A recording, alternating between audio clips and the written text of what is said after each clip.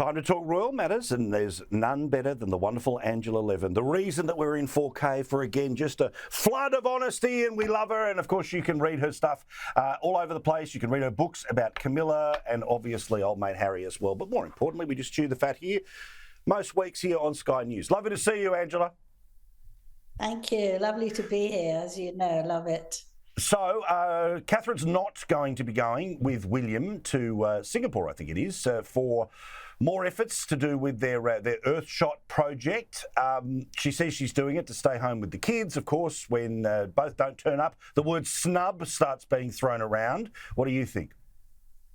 Well, I think it's awful to say that it's a snub. It isn't. And it's actually one kid. It's Prince George, because he's 10 now and they want him to go to Eton, obviously one of these very, very smart schools. And he has to do an exam next week, exactly the week that his daddy's going to be away. And I think that he would very much need his mother. And that's why she's there. She's there so he wouldn't get stressed. And I thought that's a very good thing to do. It's got nothing to do with her feelings about William, because she's there and they're very solid as a couple. And I think it's awful when people sort of use words like snubbing, which seems to be, I'm not going you for a first certain reason. We had a row, I'm not coming. It's got nothing to do with that. It's because it's not easy to be a mother and work anyway, but it's certainly not easy to be a mother and try to make your home life as normal as possible and be a princess. It's really not easy.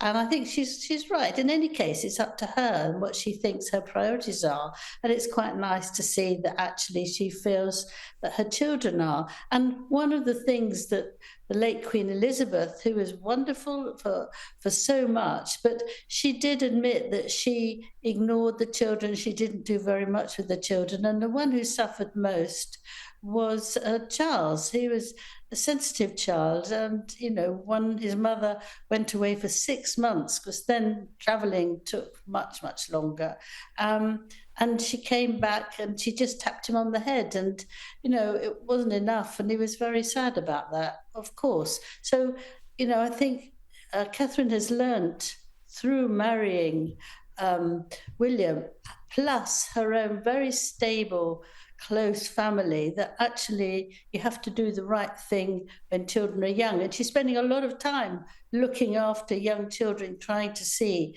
that the beginning is so important, that she's doing lots of things to help families who have got difficulties.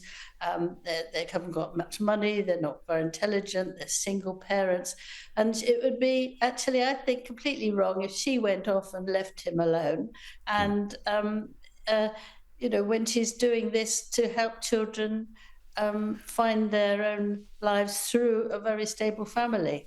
Yeah, look, I think it's good that she's there to help her son through the entry exams to Eton, but I think we can both agree, g'day, my kid's George, and he's going to be the future King of England. He's probably going to get into Eton. I'm just putting it out there. I reckon there's a chance that George might make it into Eton.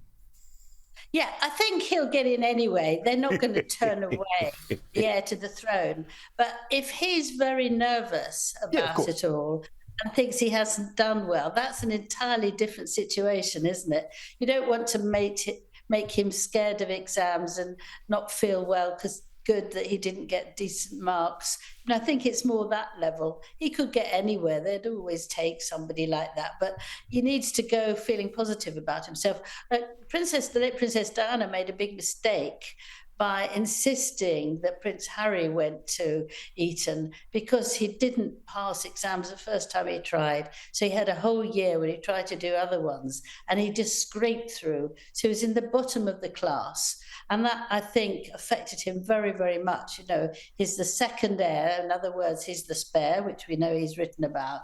And it's very hard for him to always be at the bottom. I think it was a big mistake that children shouldn't go to schools which they don't feel comfortable in and don't reach the demands. And we can see from the exams what little George can do. Now, also, let's compare again. So, Catherine, she's not going because, as you say, George preparing for this big stage of his life. But her old mate Meghan, of course, she had to be late to the Invictus Games because she was making milkshakes for her kids. Not quite the same thing, but you noticed a little detail. That if the great urgency meant that she turned up late because she's making milkshakes, the first place she'd go straight after these public engagements would be straight back home, right? Because apparently the kids need mummy to make milkshakes. But where did Meghan go? Straight after the Invictus Games. Yeah, it was ridiculous and it's incredibly annoying. And I find it very patronising that people won't see through it. To come 3 days later, long does it take to make a milkshake? 3 days later, she's there and explaining she had to give her little ones milkshakes. That was obviously nonsense. But then at the end, to sort of skive off and go to Portugal for a secret lovey-dovey holiday is extraordinary. I mean, most parents who are away from their children for nearly 2 weeks would very much want to go back to them. They're very small, 4 and 2. But, if it's something nice that she wants to do, they've forgotten, it seems to me. And I thought that was such a lot of hypocrisy that it's really shocking. And the other thing I'd like to tell you about how she's supposed to love children so much, in 2021, she went to New York and she wanted to read her book, The Bench, which is absolutely appalling rubbish, to 7-year-olds in Harlem. And she chose one of the most poorest schools there. But she insisted that the teachers bought a lovely big new blue carpet and blue cushions so she could sit comfortably. And then she had a gagging order that every child of 7 and all the teachers had to sign it to say they wouldn't say anything negative or unpleasant about Meghan or the book. Can you believe that? How can you do that to young children? You're sort of silencing them. I mean, if you talk about free speech, children need it more than actually anybody else, doesn't it? So that they can feel comfortable and talk about it. So they must have been very worried during the hearing of this shocking book about what they can and can't say about it. It's stifling, isn't it? Now, if you love children, how could you do that? For 7-year-olds, beyond me. That is creepy that you would do that to kids, right? Now, I understand that early copies, and you've seen this over the media where people agree, OK, I'll hold off for a while before I review when it all drops on a certain date. But we're not talking about a movie, we're talking about a kid's book. And how dare she tell kids you will like it?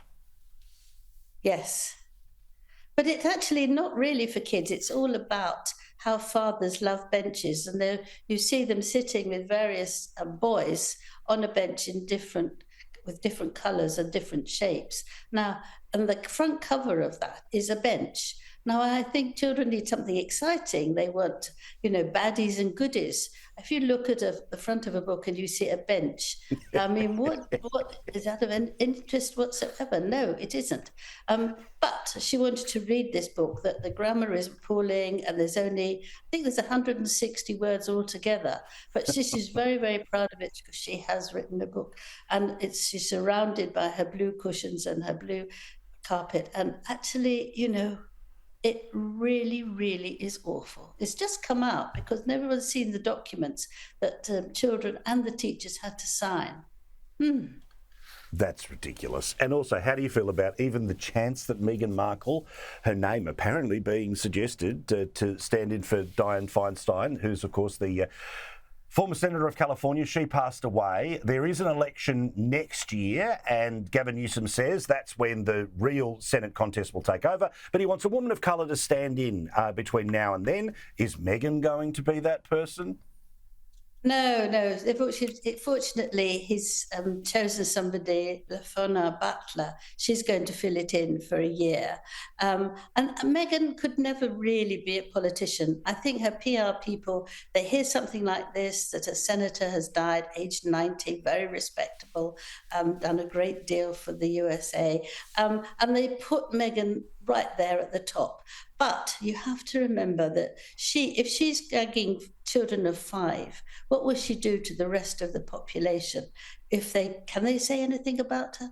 Can they say they don't like her or criticize her? The thing is about America, as you probably know, that they don't have the same inhibitions as we do in the UK, and they can investigate people's past. They certainly will with Meghan, and there's some things I'm quite sure she doesn't want to have revealed. They'd also investigate her mother. Where was she all those years when she was a teenager and she lived with her father very happily at the time?